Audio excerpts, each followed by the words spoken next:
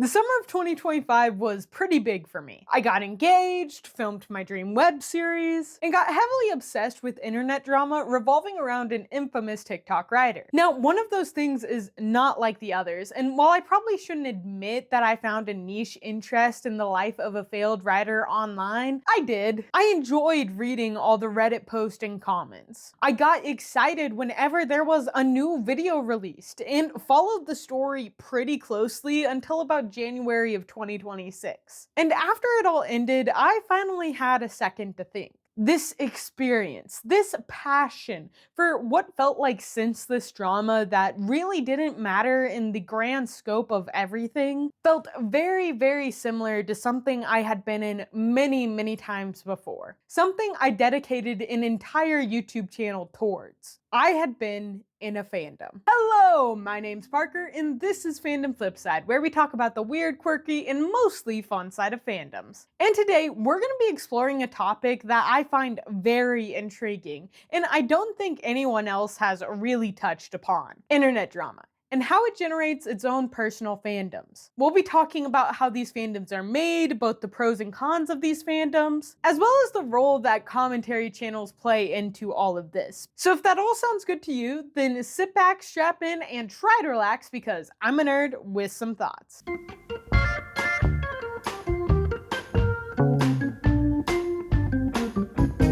Before we dive into internet drama and how it generates its own fandom, we should probably define the two words. The American Library Association defines fandom as a community of people who are passionate about something. And that something can be pretty much anything, from TV shows, games, movies, to even sports. If it has the capacity to create a community around it, then it has the capacity to create a fandom. I'm sure there are even fandoms for Microsoft Word or, God forbid, Adobe. Internet drama, on the other hand, is a bit harder to define, mostly because it was hard for me to find a definition for it. But simply put, internet drama is drama that happens on or revolves around the internet or internet personalities, with information widely distributed online. And though it can cross over into traditional media spaces and vice versa, internet drama tends to stick to its own lane.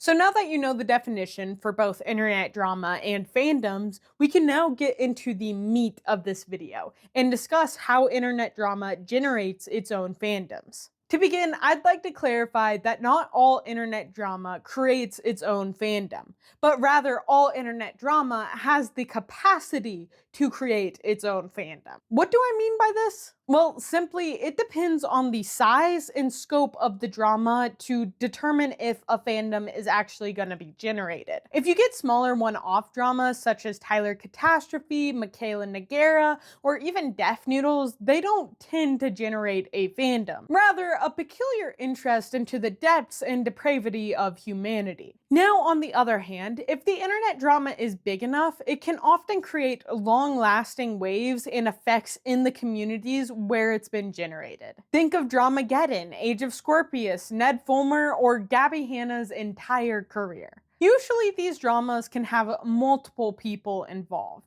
and they can often drag on for weeks, months, and even years. As long as there is more information to be released, there is more drama to unfold. For the Age of Scorpius drama, which is the drama that I was mentioning at the beginning of the video, it had multiple key players and lasted like August, September, October, November, December, January.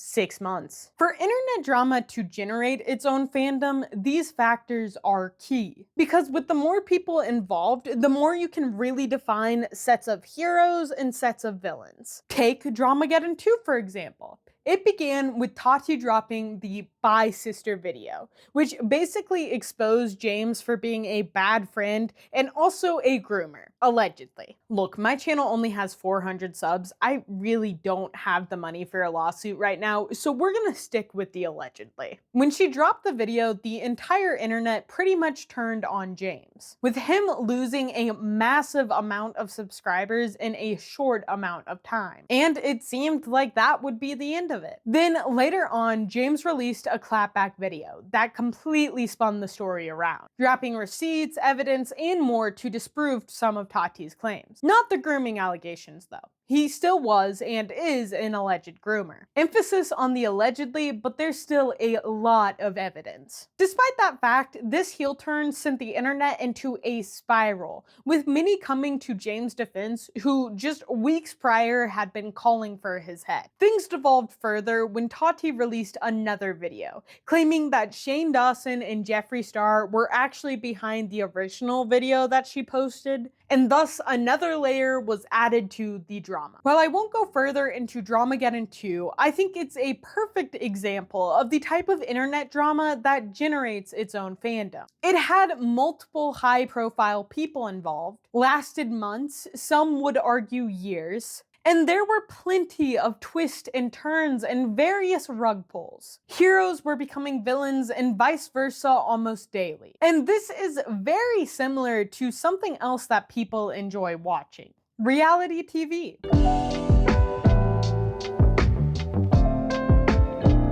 Reality television has been around for a long time, beginning in the late 1940s with unscripted TV shows popping up as people's fascination with the television grew. It wasn't until the early 2000s, though, that it really became the behemoth of network television that it is today, with shows such as Survivor and Big Brother all premiering during the turn of the century. People were just fascinated by other people. They wanted to see the messy, the endearing, the heartbreaking, and the moments where they won it all. In a time marked by economic and political instability, these shows provided an escape in a way that scripted content never could. Because you could more easily imagine yourself in the shoes of the people starring in these shows. Sure, you could never be a space ranger fighting back against evil intergalactic forces, but you could easily be Bob from Ohio who won $100,000 just by spelling the word peach correctly. On the other hand, shows that were more messy, like The Real Housewives or Dog the Bounty Hunter, made you feel better about your life. And that fascination and love for reality TV has only continued to this day. These shows have become so entangled with our everyday lives. There are so many memes born from them, so much parody content,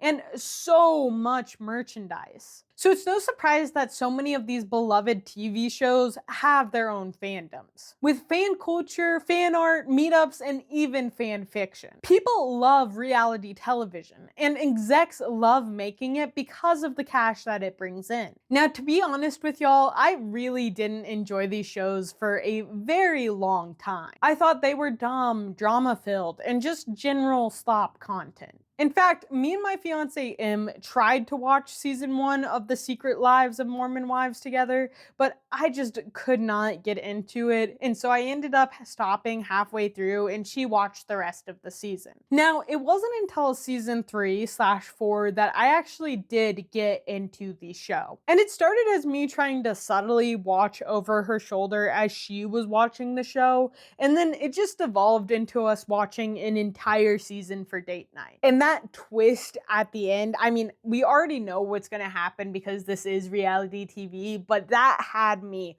shook. Anyways, after finishing the show, me and Em were discussing all the details, and she asked me a valid question of why it took me 4 seasons to actually get into it. And I didn't really have an answer for her, so I just laughed it off and said that she was in fact right. It was a really good show, and that I had just been giving it too much of a hard time. But then, as I was exploring this topic of internet drama and how it generates its own fandoms, I realized that the reason why I finally liked The Secret Lives of Mormon Wives and other TV shows that Em had been begging me to watch for years was because I kind of stopped seeing them as reality TV shows. I started seeing them in the same way that I see internet drama, because they're basically the same content. As I mentioned before, internet drama generates a fandom based off of the length of time and size of drama. And reality television does the exact same thing by creating new drama every season to rope people in and keep them hooked on the shows. Which explains why we like internet drama so much. Because as a species, we have been programmed for years to enjoy this type of content.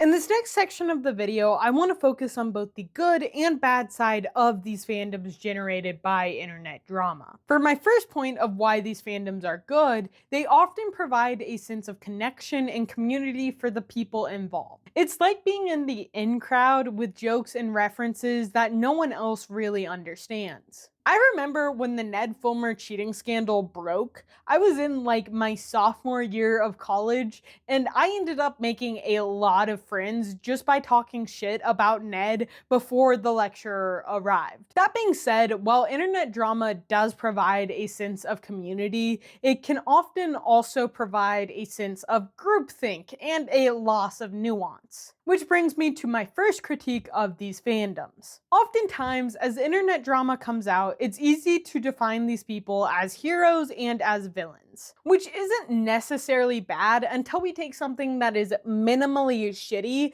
and call for the villain to kill themselves because of it. And I know that some people are gonna say that's just how the internet is, but why are we just accepting that? I mean, if you had a group of 1,000 people screaming at you to off yourself in real life, that would absolutely mess you up. So why is it any different on the internet? And don't get me wrong, I do think that some bullying is allowed towards certain individuals, such as groomers, abusers, pedophiles, James Charles. They often act as a way for information to get out about bad creators to the general public. While cancel culture is a mixed bag as to whether it works or not, it does tend to try to at least get the information out to as many people as possible and to hold the creators accountable. On the other hand, these internet drama fandoms tend to end rather quickly, meaning continued accountability is pretty non-existent for the bad actors. Take James Charles for example. This man has screenshots upon screenshots upon screenshots of him interacting with minors in very disgusting ways. And while people were up in arms against him for a while, now that the Dramageddon 2 fandom has died, he's pretty much gone back to business as usual, posting with various celebrities and influencers like nothing he did was wrong, which is just sickening. For my final point, I think it's also important to discuss how these fandoms can often use commentary channels as their only source of information for internet drama, which they should not, because these channels are solely meant for entertainment rather than information. But I promised myself I would not rant about that in this section of the video. That will be coming up though. Still, oftentimes I see people taking these commentary channels' opinions as their own and not stopping to internalize if they actually believe what they're saying or not. And yes, absolutely, commentary channels should push back on their audience and encourage them to think their own thoughts. But it is also important for that audience to take the time to step back and think for themselves. Because everything is nuance, and nuance should be everything. But what am I saying? This is just the internet.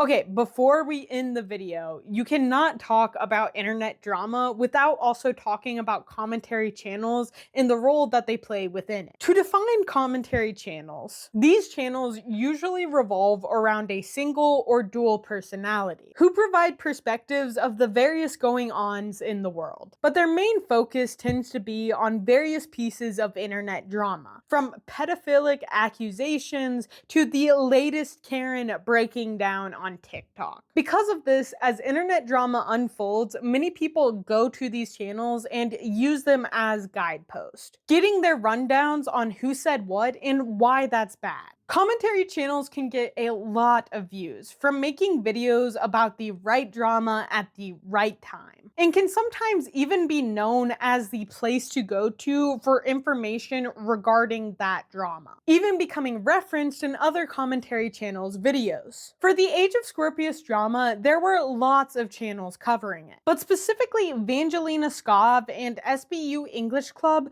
rose to become dominant channels in that space. They also become meeting spaces for people following said drama. Thus, their comment sections kind of become a chat room of sorts, where people can go and discuss their thoughts like someone would on a Discord of their favorite fandom. Basically, commentary channels provide both the content for internet drama fandoms, as well as provide a space for people in those fandoms to meet like-minded individuals. And while I know it's not a one-for-one of how people usually act in fandoms, you've got to admit it's kind of cool. And these similarities are important to understand. Because while I've been working on and developing this video, I've seen people posting commentary videos that are just shitting on commentary channels in general, which is really just throwing a stone from a glass house. Oftentimes in these videos, they're saying that these commentary channels are the slop of YouTube and everything that's wrong with the platform, and anyone who watches and enjoys these channels are just rotting their brain. And it just baffles me, because commentary channels are obviously not meant to be informative. Sure, they do provide pieces of information and break down internet drama, but as a whole, commentary channels are meant to be entertainment. Like, I might be missing something here, but I feel like when you watch these channels, it's for the same reason that one might watch The Secret Lives of Mormon Wives or Vanderpump Villa, to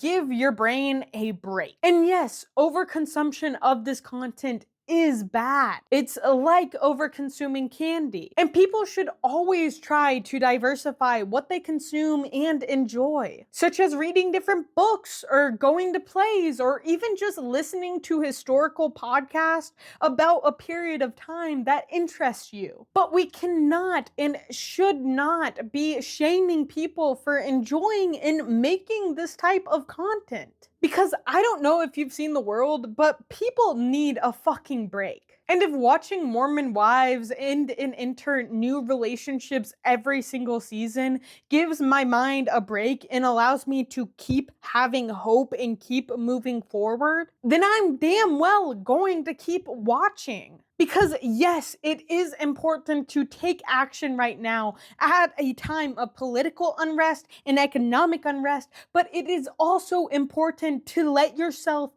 take a break. I feel like people who are hating on commentary channels are acting like content purists. Like, it's okay if you don't enjoy commentary channels, but you should not be making other people feel bad for enjoying them in small and healthy doses. But what do I know? I'm just a commentary channel that discusses fandoms. Very important stuff over here, guys.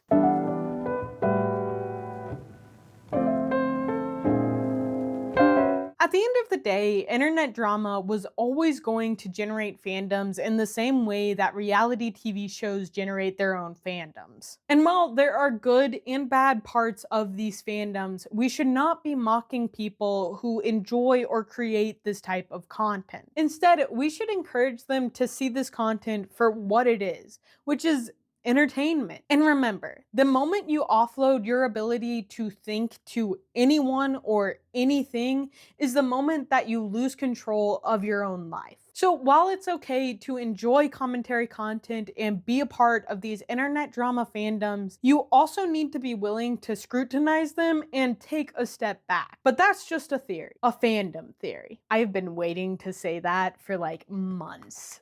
So I'm glad I could pull that off in the video. Okay, I hope you guys enjoyed this video, and if you did, then please leave a like, and if you'd like to see more content like it, then what are you doing? Go subscribe. Also, what are your thoughts on internet drama generating fandoms? Do you think I'm right? Do you think I'm wrong? Do you think I'm too lenient on commentary channels? I really enjoy reading your thoughts in the comment section down below, especially if it differs from me, because it makes me think, and I know that you're thinking too. Okay, I've got to go catch up on the latest drama that is taking the internet by storm. As always, I'm Parker, and I will catch you on the flip side. Bye!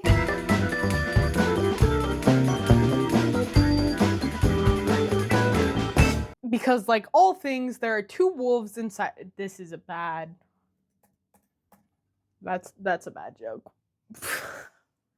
Thank you, Ty. Thank you for the agreement. I do not know if you guys could hear the huff, but she was like, that was a dumb joke. She's also a dog, so I might have offended her.